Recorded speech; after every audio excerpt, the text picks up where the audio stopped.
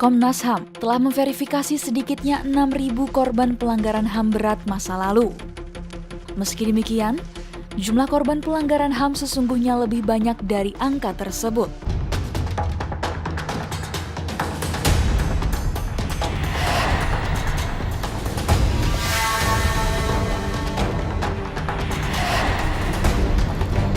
Pemerintah berupaya sungguh-sungguh agar pelanggaran hak asasi manusia yang berat tidak akan terjadi lagi di Indonesia pada masa yang akan datang.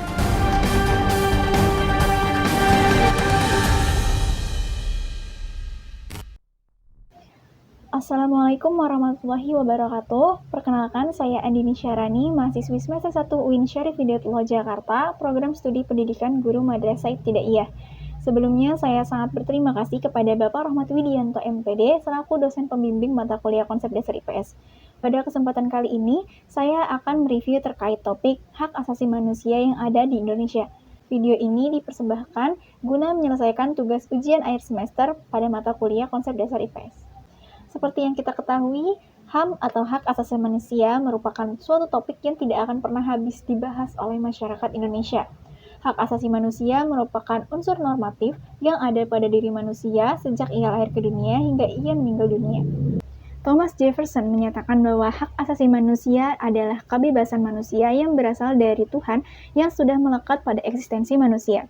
Undang-Undang Republik Indonesia Nomor 39 Tahun 1999 menjelaskan bahwa hak asasi manusia adalah seperangkat hak dasar yang melekat pada hakikat dan keberadaan manusia sebagai makhluk Tuhan yang Maha Esa dan merupakan anugerahnya yang wajib dihormati, dijunjung tinggi dan dilindungi oleh negara, hukum, pemerintah, dan setiap orang demi kehormatan serta perlindungan harkat dan martabat manusia. Seperti halnya pengertian HAM itu sendiri, di mana HAM ada dan melekat pada setiap diri manusia, sehingga HAM ini bersifat universal. Artinya HAM berlaku untuk siapa saja dan di mana saja, serta HAM tidak dapat diambil oleh siapapun. Hak ini dibutuhkan manusia selain untuk melindungi diri dan martabat kemanusiaannya, juga digunakan sebagai landasan moral dalam bergaul dan berhubungan dengan sesama manusia. Pengaturan tentang hak asasi manusia dalam Undang-Undang Dasar 1945 sebelum amandemen diatur dalam pasal 27 hingga pasal 34. Pengaturan tentang hak asasi manusia di dalam Undang-Undang Dasar 1945 setelah amandemen diatur secara rinci dalam pasal 28A hingga 28J. Pengelompokan hak asasi manusia berdasarkan Undang-Undang Nomor 39 Tahun 1999 terdiri dari 10 hak, diantaranya hak untuk hidup, hak berkeluarga dan melanjutkan keturunan, hak mengembangkan diri, hak memperoleh keadilan, hak atas kebebasan pribadi, hak atas rasa aman, hak atas kesejahteraan, hak turut serta dalam pemerintahan, hak wanita, dan hak anak.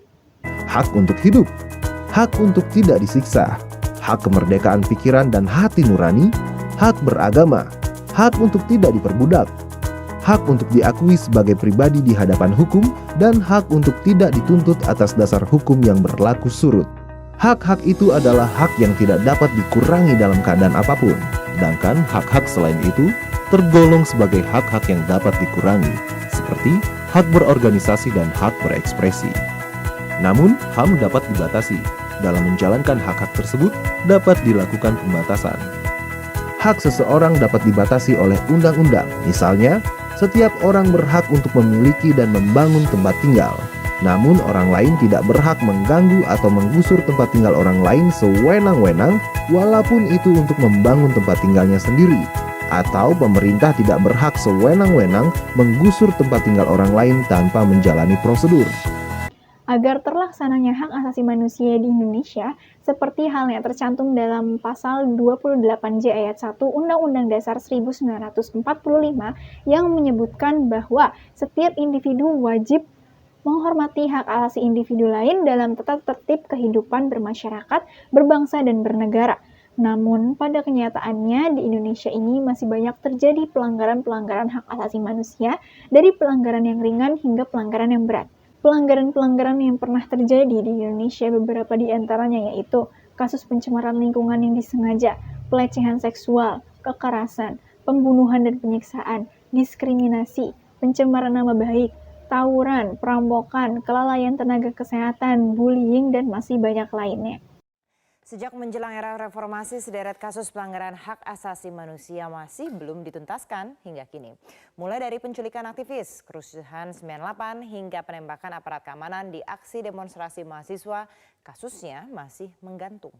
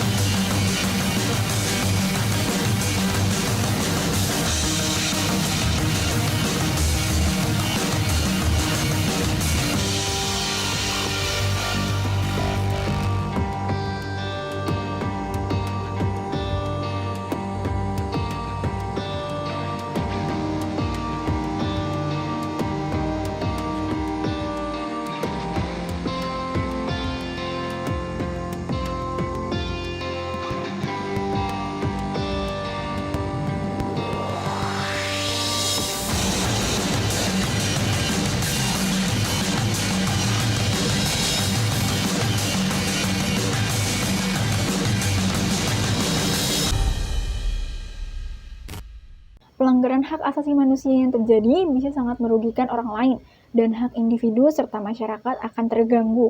Maka dari itu, seluruh rakyat Indonesia wajib untuk menghormati hak individu lain, serta menaati batasan peraturan pemerintah guna menciptakan kehidupan bermasyarakat, berbangsa, dan bernegara yang harmonis. Di Indonesia sendiri, para pemerintah telah menetapkan upaya-upaya penegakan HAM.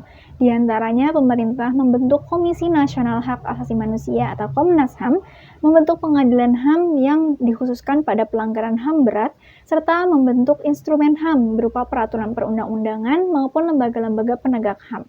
Upaya ini ditegakkan dengan harapan agar dapat melindungi hak asasi manusia baik per individu maupun bermasyarakat. Selain dari upaya-upaya pemerintahan tersebut, ada pun tindakan pencegahan yang dapat dilakukan untuk mengatasi berbagai kasus pelanggaran hak asasi manusia. Yang pertama ada supremasi hukum dan demokrasi harus ditegakkan. Yang kedua, meningkatkan kualitas pelayanan publik. Yang ketiga, yaitu meningkatkan pengawasan dari masyarakat dan lembaga-lembaga politik. Yang keempat, adanya pemahaman dan pendidikan terkait HAM kepada masyarakat. Namun, upaya-upaya tersebut tidak akan berhasil jika tidak didukung oleh sikap dan perilaku warga negaranya. Sebagai warga negara yang beradab, sudah seharusnya kita mencerminkan sikap menghargai dan menghormati keberadaan seseorang, yang dimana sikap tersebut dapat kita tampilkan di lingkungan keluarga, sekolah, masyarakat, bangsa, dan negara. Sebagai warga negara Indonesia, kita harus saling menghargai antar manusia agar hak asasi manusia di Indonesia dapat terlaksana dengan baik, dan kita sebagai makhluk sosial bisa hidup dengan harmonis dan damai. Kita tidak boleh merampas atau menginjak-injak hak orang lain, juga tidak boleh melanggar peraturan-peraturan yang telah ditetapkan oleh pemerintah. Dengan banyaknya kasus pelanggaran hak asasi manusia di Indonesia, saya berharap agar kasus pelanggaran hak asasi manusia ini dapat diminimalisir sehingga terciptanya bangsa yang damai dan tentram. Mari kita ciptakan dunia tanpa kekerasan dan diskriminasi, saling menghormati dan menghargai sesama manusia. HAM untuk semua. Laporkan setiap bentuk pelanggaran HAM, jangan diam.